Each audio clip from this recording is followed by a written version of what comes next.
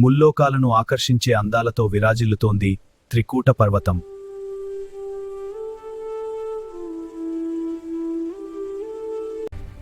ఆ పర్వతారణ్యాలకు మహారాజు పరాక్రమానికి మారు పేరు గజేంద్రుడు.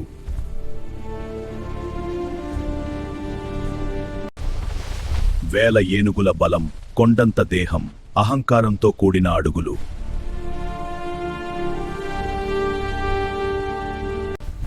తన భార్యాబిడ్డలతో, పరివారంతో ఆ అడవిలో విర్రవీగుతూ తిరిగేవాడు ఆ గజరాజు. ఆయన అడుగు తీసి అడుగేస్తే సింహాలు, శార్దూలాలు సైతం భయంతో దారి తప్పుకునేవి.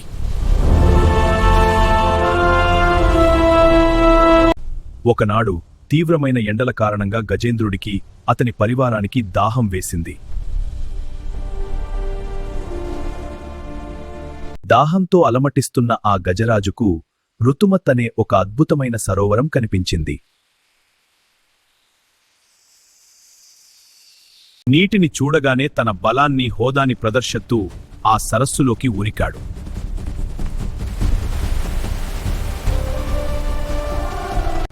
తన ఆకారాన్ని చూసుకుని మురిసిపోతూ ఆ నీటిలో జలక్రీడలు ఆడుతున్నాడు.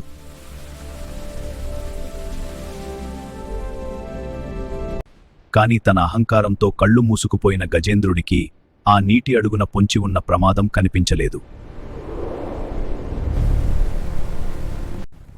పూర్వజన్మలో హూహూ అనే గంధర్వుడు శాపం వలన ఒక భయంకరమైన మొసలిగా మారి ఆ సరస్సులో ఉన్నాడు. ఆ మకరం కళ్ళు గజేంద్రుని పైపడ్డాయి. మృత్యువులా దూసుకువచ్చింది.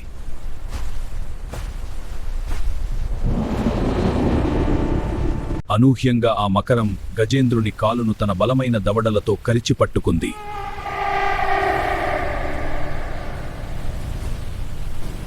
ఒక్కసారిగా ఊహించని పరిణామం. తన కాలును ఎవరో ఇనుప కడ్డీలతో బంధించినట్లుగా గజేంద్రుడు విలవిల్లాడాడు.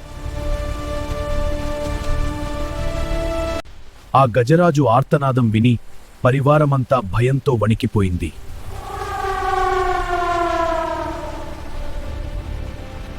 భూమిపై ఏనుగుకు బలం, నీటిలో మొసలికి బలం.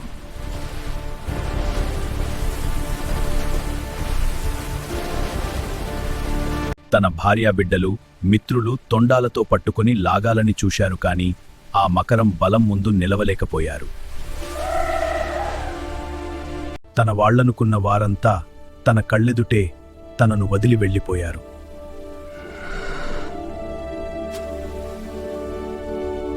ఒంటరివాడయ్యాడు గజేంద్రుడు. తన దేహబలంపైనే నమ్మకముంచి మొసలితో పోరాటం కొనసాగించాడు. రోజులు గడిచాయి, నెలలు గడిచాయి, సంవత్సరాలు, యుగాలు గడిచిపోయాయి.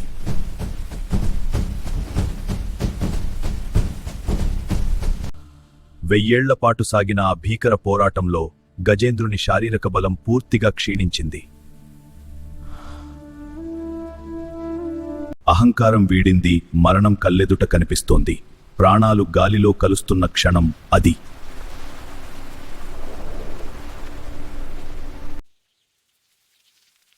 నా బలం, నా సిరి సంపదలు, నా పరివారం నన్ను రక్షించలేవు. ఆ సృష్టికర్త మినహా నాకెవ్వరూ దిక్కులేరు అని గ్రహించాడు. చివరి శ్వాసతో ఆ సరస్సులో ఉన్న ఒక తామర పుష్పాన్ని తొండంతో పైకెత్తి ఆర్తనాదం చేశాడు.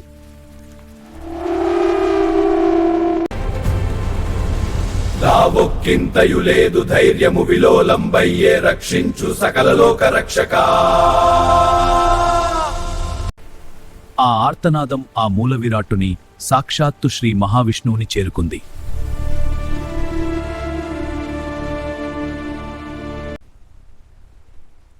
క్షీరసాగరంలోని వైకుంఠంలో ఏకాంతంగా ఉన్న శ్రీహరికి భూలోకం నుండి గుండెలను పిండేసే ఆ ఆర్తనాదం వినిపించింది.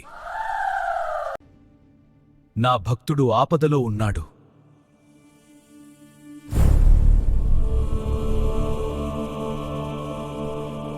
సిరికింజప్పడు శంఖ చక్ర యుగముం జేదోయి సంధింపడు.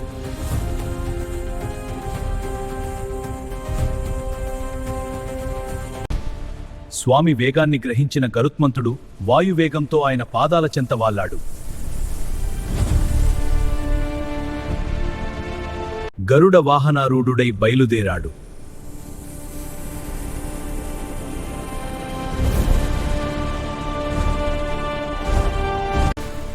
విశ్వాన్ని చీల్చుకుంటూ దూసుకు వస్తున్నాడు శ్రీహరి.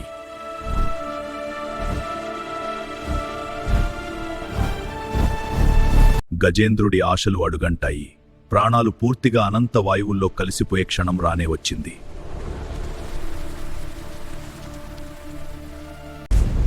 ఆ నమ్మకాన్ని నిజం చేసే బాధ్యత ఆ దేవాదిదేవుడిది.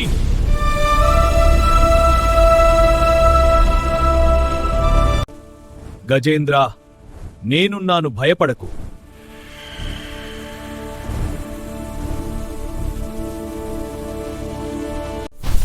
కన్న తండ్రి కోపం కాలస్వరూపమైన సుదర్శన చక్రమై ఉప్పొంగింది.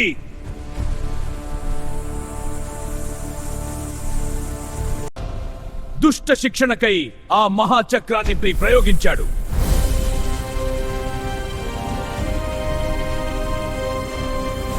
జలగర్భాన్ని చీల్చుకుంటూ ఆ సుదర్శన చక్రం మకరం వైపు దూసుకు వెళ్ళింది.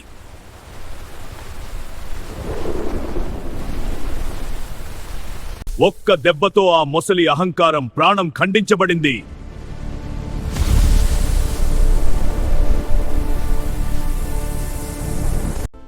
మృత్యువు ఒడిలోంచి తన దేవుని దయతో గజేంద్రుడు ప్రాణాలతో బయటపడ్డాడు.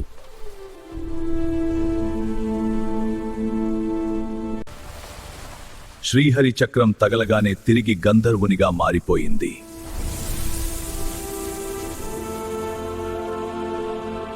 ఆ అఖిలాండకోటి బ్రహ్మాండ నాయకుడు భూమిపైకి దిగాడు.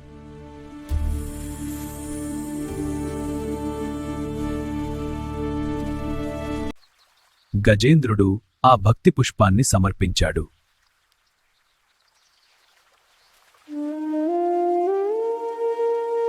ఆశ్రితవత్సలుడైన శ్రీహరికి కన్నీటితో సాష్టాంగ నమస్కారం చేశాడు.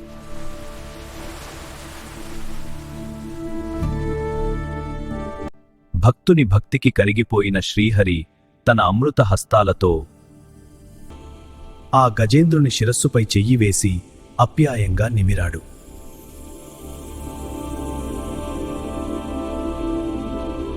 శ్రీహరి స్పర్శతో గజేంద్రుని గాయాలు మానడమే కాక జనన మరణ చక్రం నుండి శాశ్వత మోక్షం లభించింది. నిన్ను నన్ను ఈ గజేంద్ర మోక్ష ఘట్టాన్ని స్మరించిన వారికి సర్వ పాపాలు తొలగిపోతాయి. అహంకారాన్ని వీడి భగవంతుడు ఎంతటి ఆపదనైనా తొలగిస్తాడని ఈ గజేంద్ర మోక్షం మనకు చెబుతోంది. లైక్ చేసి మరిన్ని కథల కోసం మా ఛానల్ని సబ్స్క్రైబ్ చేసుకోండి.